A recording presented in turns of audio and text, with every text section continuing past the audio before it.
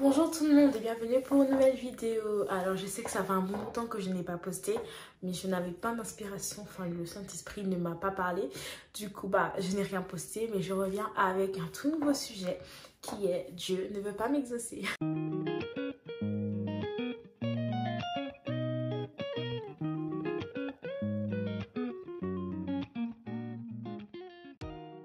J'ai prié, j'ai jeûné, j'ai médité, j'ai proclamé, j'ai déclaré, j'ai crié, j'ai pleuré, mais Dieu ne veut toujours pas m'exaucer. C'est une phrase dans laquelle beaucoup d'entre vous pourraient se retrouver et dont je me retrouve aussi. Car à certains moments dans notre foi chrétienne, dans notre marche avec Christ, il se peut qu'on demande quelque chose à Dieu et qu'il ne nous exauce pas. Même après 1 mois, après 6 mois, après 1 an, on n'a toujours pas la chose qu'on veut. Je vais faire l'impasse sur les versets de foi, comme demandez, on vous donnera, cherchez et vous trouverez.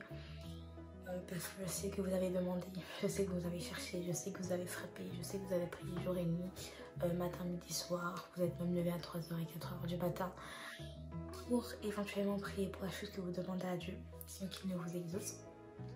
Et je vais vous expliquer en premier lieu pourquoi je ne vous exauce pas. Premier point, c'est que le temps de Dieu n'est pas le nôtre. Dieu peut déposer en vous un sujet de prière et vous allez penser que si vous devez prier pour ça, c'est que ça va bientôt arriver d'ici 1 semaine, d'ici 1 mois, 2 mois, 3 mois maximum. En fait, le temps de Dieu n'est pas le nôtre. Il peut déposer dans nos cœurs une graine afin que cette graine germe dans 6 mois, dans 1 an, dans 5 ans. C'est juste histoire de l'arroser, histoire de préparer votre chemin.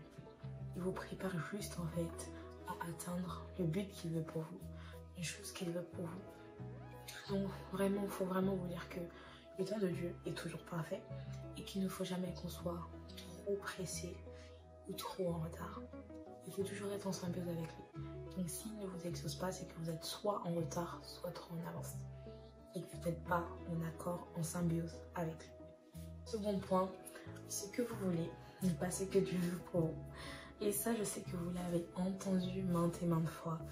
Mais c'est vrai, des fois, on veut des choses que Dieu ne veut pas. Peut-être que vous priez pour avoir une voiture rouge, mais Dieu veut que vous ayez une voiture verte. C'est tout bête comme exemple, mais c'est vrai.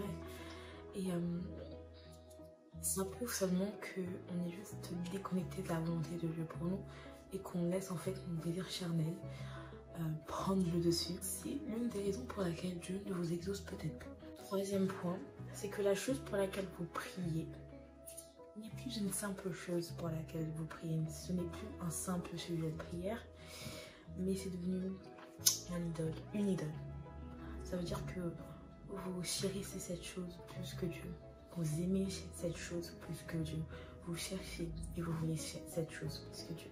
Alors Dieu ne permettra jamais, au grand jamais, de vous donner quelque chose que vous aimez plus que lui. Never. Dieu est un Dieu jaloux. C'est un Dieu jaloux. Et si la chose pour laquelle vous priez, que vous demandez jour et nuit, vous en faites vraiment une passion en fait, alors là je vous dis, Dieu ne vous exaucera pas.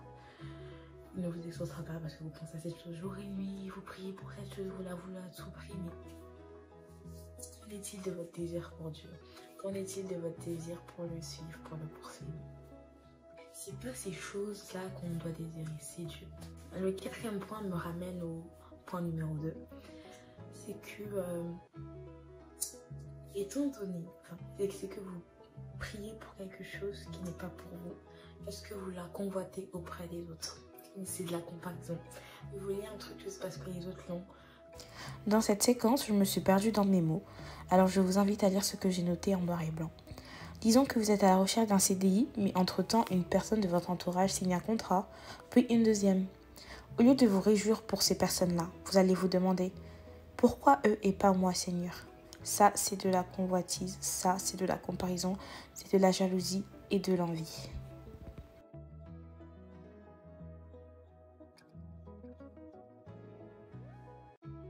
Dieu ne permettra jamais, jamais. Le 5e point du pourquoi Dieu ne vous exauce pas, c'est parce qu'étant donné qu'il ne vous exauce pas, vous doutez de ses bontés, vous doutez de ses bienfaits, vous doutez de qui il est, vous doutez de sa puissance. Et quand je parle, hein, je m'exhorte moi-même. Parce que moi, je suis quelqu'un, dès que je n'ai pas ce que je veux, je doute de Dieu. Vraiment. Et je doute de Dieu à des extrêmes des fois. Vous n'avez plus conscience de qui il est. Il ne vous exaucera pas tant que vous ne comprendrez pas qui il est. Voilà. C'était les 5 points du pourquoi Dieu ne nous exauce pas. Et là, je vais vous donner les points importants pour que Dieu vous exauce. Alors, le premier point pour que Dieu vous exauce, c'est de revenir à lui et d'examiner votre positionnement spirituel. C'est-à-dire, où est-ce que vous vous trouvez spirituellement? Qu'est-ce que vous faites au quotidien pour être dans la présence de Dieu? Est-ce que vous priez? Est-ce que vous méditez? Est-ce que vous adorez? Qu'est-ce que vous faites exactement? Afin de poser des objectifs et de savoir que ça je le fais plus, je vais recommencer à le faire parce que je suis loin de Dieu, je me sens mal, je me sens attristée, je me sens seule. On va faire un bilan en fait de sa santé spirituelle, de savoir où vous en êtes. Alors le point numéro 2, c'est de se détacher de ce que l'on prie et de revenir à Dieu. Comme je l'ai dit précédemment, après avoir fait votre bilan spirituel, vous savez le sujet pour lequel vous faisiez que prier, vous le mettez de côté et vous réorganisez vos prières. Parce que lorsque vos sujets de prière sont centrés que sur une seule chose, c'est très mauvais. C'est très mauvais pour votre vie spirituelle et très mauvais pour vous-même. Et même pour votre relation avec Dieu. Donc c'est vraiment ce que je vous conseille, c'est de vous détacher de la chose pour laquelle vous priez et de revenir à Dieu. Et il y a un verset là, je ne l'ai pas sur ma Bible parce que j'aime pas la version de ma Bible. Elle est trop revisitée. C'est Joël 2, chapitre 2, verset 13. Il est écrit « Déchirez vos cœurs et non vos vêtements, et revenez à l'Éternel, votre Dieu. Car il est compatissant et miséricordieux, lent à la colère et riche en bonté, et il se répand des mots qu'il envoie. » Et il y a aussi ce verset dans Zacharie 1,3. « Dis-leur donc, ainsi parle l'Éternel des armées. Revenez à moi, dit l'Éternel des armées, et je reviendrai vers vous, dit l'Éternel des armées. » N'ayez pas honte, n'ayez pas peur de revenir vers Dieu, car tout sentiment de peur, de honte, de culpabilité ne viennent pas de vous, d'accord? Ça, vous les mettez de côté, vous revenez à Dieu, vous vous repentez de tout votre cœur. Vous vous repentez de tout votre cœur pour verser devant lui tout ce qui vous inquiète, tout ce qui vous pose problème. Et pour cela, vous êtes détaché, pourquoi vous étiez loin de lui, vous ne le serviez plus comme avant. N'hésitez vraiment pas à le faire. Et en fait, à vous rendre blanc comme neige devant lui. Vraiment. Après, il n'y a pas de... Je le dis dans ce terme-là, dans le sens où faut se laver entièrement, faut se vider. Faut tout décharger devant lui. C'est la meilleure chose à faire. Troisième point, c'est de renouveler sa relation avec le Saint-Esprit. Le Saint-Esprit est important dans la vie chrétienne. Moi, je ne jure que par lui. Tous les jours de ma vie, le Saint-Esprit, le Saint-Esprit. C'est important d'être en symbiose, en connexion avec le Saint-Esprit. C'est Dieu en fait. C'est Dieu. Et, vous comprendrez les choses plus facilement, vous ferez les choses d'une autre manière parce que le Saint-Esprit est constamment avec vous. Voilà. Et ça va aussi vous aider dans le sens où vous saurez pourquoi prier. Vous ne prierez plus en vain. Vous saurez pourquoi prier parce que vous êtes en connexion avec le Saint-Esprit et il vous parle d'une manière ou d'une autre. C'est pour ça que c'est important d'identifier la manière dont Dieu communique avec vous. Moi, je sais comment Dieu communique avec moi. Et vous aussi, vous devez savoir la manière dont Dieu communique avec vous. Il peut communiquer à travers des rêves, il peut communiquer à travers des personnes, à travers des versets, à travers une voix claire et nette, à travers votre intuition, à travers le cœur. Moi, c'est de cette manière-là qu'il communique avec moi. Donc, il faut identifier cette manière par laquelle Dieu entre en contact avec vous. Il vous fie au Saint-Esprit pour qu'il en fait développe ces sens-là, voilà, qu'il développe en fait les sens par lesquels vous êtes le plus en connexion avec Dieu. Et ça va vous aider en fait à ne pas prier en vain et à prier pour les bonnes choses. Et c'est à ce moment-là qu'aussi intervient le parler en langue pour certains cas. Après, je ne veux pas parler du parler en langue parce que c'est pas tout le monde qui parle en langue. Donc c'est handicapant de parler de ça, mais pour ceux qui parlent déjà en langue, le fait de parler en langue, vraiment, ça vous perd. En fait, lorsque vous parlez en langue, vous priez pour des choses dont vous avez réellement besoin. Mais vous ne savez pas pourquoi vous priez, c'est ça qui est bien. Et vous priez pour des choses dont vous avez réellement besoin. Donc si vous savez parler en langue, n'hésitez pas à parler, à tout le temps parler en langue. Tout le temps, à prier en langue, pardon. Et si vous ne savez pas prier en langue, ce n'est pas un problème, ce n'est pas grave. Vous pouvez quand même prier pour les bonnes choses. avec l'aide du Saint-Esprit. Ésaïe 40, 31. Mais ceux qui se confient en l'Éternel renouvellent leur force. Ils prennent le vol comme les aigles. Ils courent et ne se lassent point. Ils marchent et ne se fatiguent point. Deuxième verset, c'est Psaume 51, 10. Ô Dieu, crée en moi un cœur pur, renouvelle en moi un esprit bien disposé.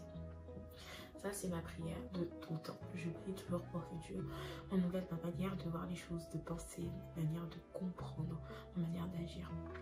Qui renouvelle en moi mon intelligence, qui renouvelle l'esprit qui est en moi. Je prie tout le temps pour que Dieu me renouvelle sans cesse.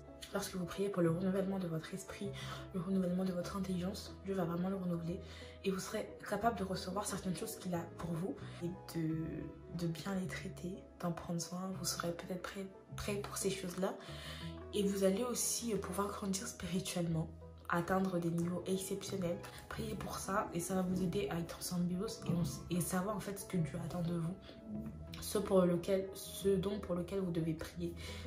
Ça vous permettra de prier vraiment pour les choses dont vous avez besoin. Ils seront d'accord avec la volonté de Dieu pour votre vie. Et puis, dernier point, c'est d'apprécier les choses qu'on a. Les choses que Dieu nous a données, les choses pour lesquelles on a prié il y a des années et qu'on a maintenant, qu'on a obtenues. Il faut les apprécier et se rendre compte que waouh, j'ai prié pour ça pendant des mois et j'ai fini par l'avoir. Il faut vraiment dire merci à Dieu en tout temps, tous les jours, toujours le remercier pour ce qu'il vous a donné, pour ce qu'il vous donne au quotidien. En fait, le fait d'apprécier ce que j'ai, ça m'a permis en fait de me transformer en intercesseuse dans le sens où je prie en fait, je prie aussi pour les gens qui manquent. Vous transformez votre cœur et vous vous rendez compte que voilà, j'aurais jamais fait que ça il y a quelques mois et maintenant je le fais. C'est que Dieu il est là, Dieu il est présent, il existe et que Dieu me transforme. J'ai pas besoin de le voir physiquement pour le comprendre, pour le savoir. Pour finir, je vais faire un petit témoignage. Je veux juste vous donner un peu d'espoir. De janvier 2021 à mai 2021, je n'avais pas de travail et je priais pour en trouver. Je priais pour trouver et en même temps je priais aussi. Et je priais aussi, je disais à Dieu, Seigneur, donne-moi un travail qui me permettra d'aller à l'église le dimanche et d'aller aux répétitions les samedis. Voilà. Et je postulais toujours c'était une période de confinement à ce moment-là, je postulais tout le temps dans les grandes surfaces, etc. Mais jamais en restauration parce que pour moi la restauration c'était mort et je ne voulais plus faire de restauration. Donc je postulais pendant 5 mois, je faisais que postuler, je postulais tous les jours. Il n'y avait pas un seul jour où je déposais pas mon CV quelque part et je n'avais jamais d'entretien, je n'avais que des réponses négatives directes. Mais je perdais pas la foi en fait, je me disais Dieu va me trouver quelque chose, il va finir par me trouver quelque chose. Et une fois j'en ai eu marre, j'ai fait bref, basta. Et pendant une semaine je cherchais plus rien. Et un jour je me suis connectée sur Reddit et j'ai vu cette offre dans un restaurant et j'ai quand même postulé. Et 1 heure après, le directeur adjoint m'appelle et me dit oui, votre CV m'a plu, il nous a plu, etc. Est-ce que vous êtes disponible pour un entretien? J'ai dit oui. Je suis allée à l'entretien, c'est super bien passé. Et puis par chance, en fait mon directeur adjoint était lui-même chrétien. Et du coup il a changé mes horaires pour que je puisse aller aux répétitions et que je puisse aller à l'église le dimanche. Lorsque j'ai arrêté de prier, que j'ai juste prié Dieu donne-moi ce que tu veux pour moi, j'ai trouvé ce travail. Et aujourd'hui, j'ai encore trouvé mieux parce que je ne travaille plus les week-ends, je travaille du lundi au vendredi. Je ne travaille plus les week-ends, donc je peux servir Dieu les week-ends. Et je suis vraiment heureuse parce que c'est une prière. C'est parce que je prie pour ça depuis maintenant 3 ans. Depuis maintenant 3 ans, je prie pour ça. On va dire 3 ans. Ça fait 3 ans que je prie en fait pour avoir un travail qui me permet d'avoir mes week-ends libres. Et en tant qu'étudiante, c'est compliqué en fait de trouver du travail qui te permet d'avoir ton week-end libre. C'est très compliqué. Et là en fait, le fait de l'avoir obtenu, après 2 ans et demi, 3 ans de prière, c'est quelque chose d'énorme. Il ne faut pas perdre espoir et entre temps, j'avais perdu espoir. C'est la fin de cette vidéo. J'espère de tout cœur que le Saint-Esprit vous a parlé, qu'il vous a guidé, qu'il a ouvert vos yeux, vos oreilles, que vous avez compris certaines choses et que voilà, vous vous retrouvez, que ça vous a un peu aidé. En tout cas, si vous avez des points à rajouter, n'hésitez pas à le faire dans les commentaires et à me dire si la vidéo vous a plu ou pas, ou si vous pensez qu'il manquait certaines choses ou pas, etc. Parce que je pense qu'on a tous un avis différent, ce qui est normal, on a un avis différent, une approche différente de ce qu'on lit, de ce qu'on vit, etc. Mais moi, j'ai vraiment fait cette vidéo en fonction de ce que j'ai vécu, parce que je l'ai vécu très récemment aussi. Le fait d'avoir l'impression que Dieu ne m'exauçait pas. Et c'est pour ça que j'ai voulu faire cette vidéo, parce que le Saint-Esprit m'a poussé à le faire.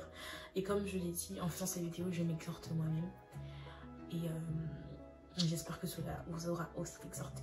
En tout cas, je vous remercie d'être aussi fidèle. Merci de continuer à commenter mes vidéos, même quand bien même je ne suis pas si active que ça.